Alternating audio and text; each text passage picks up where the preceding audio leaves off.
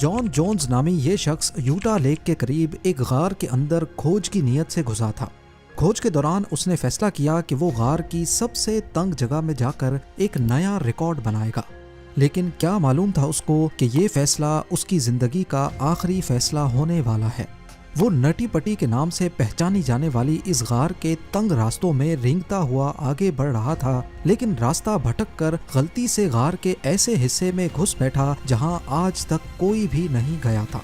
कब्र जितनी तंग जगह जिसमें हाथ हिलाना तो दूर की बात, सांस लेना भी मुश्किल था, और बदकिस्मती से इसी कंडीशन में जॉन उल्टा फंस गया। ये कहानी है 26 साला जॉन जोन्स की, जिसकी जिंदगी के आखिरी 27 घंटे इसी गार में गुजरे।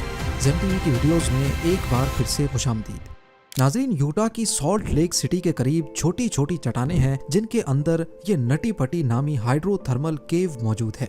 1960 में पहली बार ये गार डेल ग्रीन नामी शख्स ने डिस्कवर की, और तब से लेकर यहाँ हजारों मन चले नौजवान अपने हुनर का इम्तिहान लेने आने लगे। नटी पटी केव अपने तंग फिसलने वाले टेढ़े रास्तों की वजह से काफी मशहूर है, जिसके अंदर जाने का सिर्फ एक ही रास्ता है, और वो भी सिर्फ 30 इंच चौड़ा। यानी कि वो नौजवान जिनकी कमर और छाती 30 इंच से कम है, सिर्फ वही इसके अंदर जा सकते हैं। यहाँ हर साल करीब 20,000 लोग अपने हुनर को चमकाने के लिए आते रहे, लेकिन फिर 1999 से लेकर 2004 के दरमियान यहाँ कुछ हादसे हुए, और फिर गार की सेफ्टी को लेकर बहुत सवाल उठाए जाने लगे। एक मौके पर 23 साला नौजवान गार की गहराई में 7 घंटे तक फंसा रहा, और दूसरे मौके पर एक नौजवान पूरी रात गार में उल्टा फंसा रहा। इन हादसात की वजह से 2006 में अथॉरिटीज ने नटी पटी केव को बंद कर दिया, लेकिन प्रोफेशनल केवर्स का कहना था कि अगर बंद करना ही है तो सिर्फ उन लोगों के लिए बंद की जाए जिनका केविंग का कोई एक्सपीरियंस नहीं है, क्योंकि अक्सर वही लोग यहाँ फंसते हैं। दूसरी तरफ ऑफिशियल्स का कहना था कि नटी पटी केव किसी टाइम बॉम्ब से कम नहीं है, जो किसी भी वक्त किसी की जान ले सकती है। प्रोफेशनल केवर्स और ऑफिशियल्स के दरमियान नटी पटी के लिए जंग चलती रही, और आखिरकार 2007 में इसको नए रूल्स के साथ दोबारा खोल दिया गया। एक मैनेजमेंट कमेटी बनाई गई जो गार के अंदर सिर्फ उन्हीं लोगों को जाने की परमिशन देगी जिनका केविंग में अच्छा खासा एक्सपीरियंस हो और जिनके पास प्रोफेशनल इक्विपमेंट्स भी हों। नटी पटी में जाने के लिए 21 दिन पहले ही परमिट के लिए अप्लाई करना पड़ता था, और इसी परमिट के लिए सॉल्ट लेक सिटी के 2 भाइयों जॉन और जॉश जोन्स ने भी अप्लाई किया। 24 नवंबर 2009 को रात 8 बजे 26 साला जॉन जोन्स अपने ग्रुप के साथ नटी पटी केव सिस्टम में दाखिल हुआ। दोनों भाइयों को केविंग का पहले कुछ एक्सपीरियंस तो था, लेकिन नटी पटी में वो पहली बार जा रहे थे। गार के अंदर जाने के 1 घंटे तक सब कुछ नॉर्मल रहा, जिसमें उन्होंने सबसे बड़ी कैविटी को एक्सप्लोर किया, जिसको बिग स्लाइड कहते हैं। यही वो पॉइंट था जब जॉन, जॉश और दूसरे 2 दोस्तों ने गार में मजीद डीप जाने का खतरा मोल लिया, यानी केव का सबसे मुश्किल हिस्सा जिसे बर्थ कैनाल कहते हैं। बर्थ कैनाल इतना तंग है कि आज तक बहुत ही कम लोग इसके करीब जा चुके हैं। ना सिर्फ इंतहाई तंग, बल्कि इसका रास्ता ढूंढना भी काफी मुश्किल है। माजी में भी कई लोग बर्थ कैनाल के रास्ते में फंस चुके थे, लेकिन जॉन, उसका भाई और 2 दोस्त काफी फिट थे, तभी उन्होंने बर्थ कैनाल तक जाने का फैसला किया, जबकि बाकी टीम मेंबर्स पीछे ही रहे। बर्थ कैनाल तक जाने का आइडिया भी असल में जॉन का ही था, इसी वजह से वो इन सब से आगे आगे था। रास्ता इतना तंग था कि जॉन अपने पेट के बल रेंग रहा था, ये सोचकर कि वो बर्थ कैनाल के रास्ते में दाखिल हो रहा है, जबकि वो अनजाने में एक गलत टर्न लेकर कॉक स्क्रू नामी रास्ते में चला जाता है। ये वो जगह थी जहां सबसे दुबले पतले केवर्स ही जा सकते थे। गार के मैप में देखा जाए तो ये वो रास्ता था जहां जॉन को राइट बर्थ कैनाल की तरफ जाना था, जबकि उसने लेफ्ट टर्न ले लिया। वो जैसे ही आगे बढ़ा, रास्ता मजीद तंग होने लगा, और अब वो पीछे नहीं मुड़ सकता था। पर वो आगे बढ़ता गया इस उम्मीद में कि शायद आगे रास्ता थोड़ा चौड़ा होगा और वो वहां से वापस मुड़ जाएगा। आगे उसको नीचे की तरफ एक जगह नजर आई, और यहाँ जॉन को लगा कि शायद वो यहाँ से वापस मुड़ सकेगा। यहाँ मामला काफी बिगड़ गया, क्योंकि बदकिस्मती से जब वो 10 बाय 18 इंच के इस रास्ते में दाखिल हुआ तो आगे एक डेड एंड था, और अब जॉन वॉशिंग मशीन जितनी जगह में उल्टा फंस चुका था। उसका सर नीचे, टांगे ऊपर और जगह इतनी तंग कि उसके हाथ भी बॉडी में दब रहे थे, यानी वो हाथों का इस्तेमाल भी नहीं कर पा रहा था। जॉन ने कई बार यहाँ से निकलने की कोशिश की, लेकिन एक बार भी कामयाबी नहीं मिली। अब इस वक्त जॉन ने अपने भाई को आवाज देना शुरू कर दी। कुछ मिनटों के बाद जब जॉश वहां आया तो उसको जॉन की सिर्फ टांगे नजर आईं। पहले उसने अपने भाई की इस हालत का मजाक बनाया, लेकिन जब उसको इस संगीन हालत का अंदाजा हुआ तब जॉश भी घबरा गया। जॉश ने भाई की टांगों को पकड़कर कई बार खींचा, लेकिन इससे मामला और खराब हो गया क्योंकि अब जॉन ज्यादा नीचे चला गया। जॉन उल्टा फंसा हुआ अपनी बॉडी को बिल्कुल भी नहीं हिला पा रहा था। इस पॉइंट पे दोनों भाइयों को लगा कि अब उनको प्रोफेशनल हेल्प की जरूरत है। अब मसला ये था कि 911 कॉल करने के लिए गार की इस गहराई में मोबाइल सिग्नल भी नहीं थे। तभी जॉश को बाहर आना पड़ा और कॉल करके वो वापस अपने भाई की लोकेशन पर पहुंच गया। करीब 3 घंटे बाद पहली रेस्क्यू टीम मौके पर पहुंच गई। ये सूजी मोटोला थीं जिन्होंने 2 घंटे तक जॉन को बाहर निकालने की कोशिश की, लेकिन जॉन उनकी उम्मीद से ज्यादा बुरी तरह फंसा हुआ था। जगह इतनी तंग थी कि सूजी ने जॉन की जीन्स भी काटी ताकि 1-1/2 सेंटीमीटर और ज्यादा जगह मिल सके, लेकिन इससे भी काम नहीं बना। आखिरकार सूजी भी एग्जॉस्ट होकर वापस बाहर आ गई। बाहर जॉन की बीवी, उसकी बेटी और रेस्क्यू टीम के 30 लोग और भी पहुंच चुके थे। वो सारे जॉन को बाहर निकालने के मुख्तलिफ तरीकों पे गौर कर रहे थे, जिनमें एक तरीका उसकी टांगें काटने का भी था। लेकिन आखिरकार उन सब ने रस्सियों और पुली सिस्टम के इस्तेमाल पर इत्तफाक किया, जिसको जॉन की टांगों पर बांधकर खींचा जाएगा।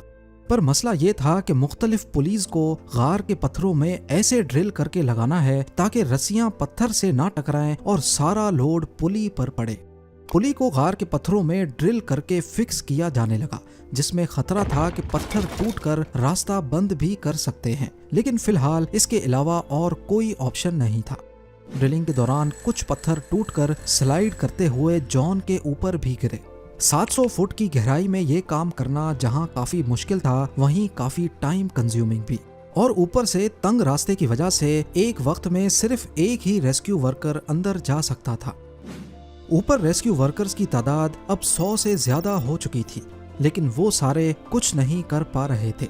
और लगे हाथ रेस्क्यू टीम में मौजूद एक डॉक्टर ने मामले को मजीद संगीन बना दिया जब उन्होंने ये बताया कि जॉन क्योंकि उल्टा फंसा हुआ है तो उसके पास सिर्फ 10 घंटे हैं, यानी इतने वक्त के बाद उसके ऑर्गन्स एक एक करके फेल होते जाएंगे।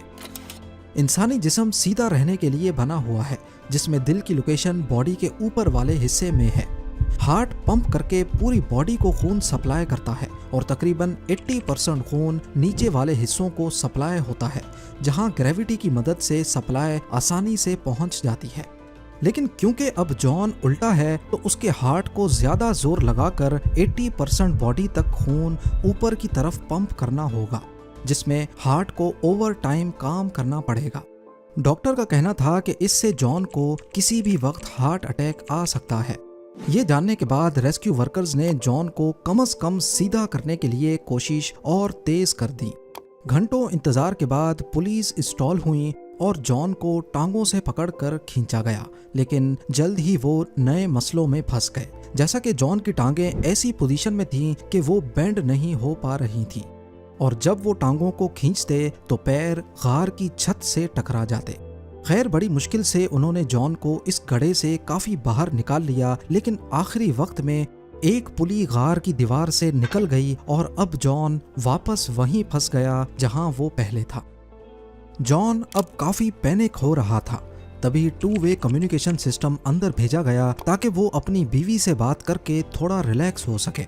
ये तरीका काम कर गया और जॉन काफी हद तक बेहतर हो गया। आखिरकार 19 घंटों के बाद जॉन को दोबारा से खींचने की तैयारियां मुकम्मल हो चुकी थी। ये काम बहुत संभल कर करना था क्योंकि हर एक खिंचाव पर जॉन की टांगों पर बहुत प्रेशर पड़ रहा था। बड़ी मुश्किल से इस बार उसको काफी हद तक बाहर निकाल लिया गया, इतना बाहर कि अब उसका फेस रेस्क्यू वर्कर देख सकता था। उस रेस्क्यू वर्कर ने बाद में बताया कि जॉन की आंखें लाल थीं और उसके फेस पर खुशी के लम्हात थे। पिछले 19 घंटों में पहली बार जॉन उस तंग रास्ते नुमा गड्ढे से बाहर देख पा रहा था। अब सिर्फ एक आखिरी पुल की जरूरत थी और जॉन पूरी तरह उस घड़े से बाहर आ जाता। लेकिन तभी अचानक एक झटके से दोबारा पुली फेल हो गई और जॉन वापस से उसी जगह में जाकर फंस गया जहां वो पिछले करीब 20 घंटों से फंसा था। जॉन जोन्स को बचाने के आखिरी अटेम्प्ट में उसके गिर्द पत्थरों को ड्रिल करके तोड़ने की कोशिश की गई, लेकिन शायद अब बहुत देर हो चुकी थी। जॉन ने हिलना जुलना बंद कर दिया और वो किसी बात का जवाब भी नहीं दे रहा था। उसकी बीवी ने भी रेडियो पर जॉन को होश मिलाने की कोशिश की, लेकिन कोई फायदा नहीं हुआ।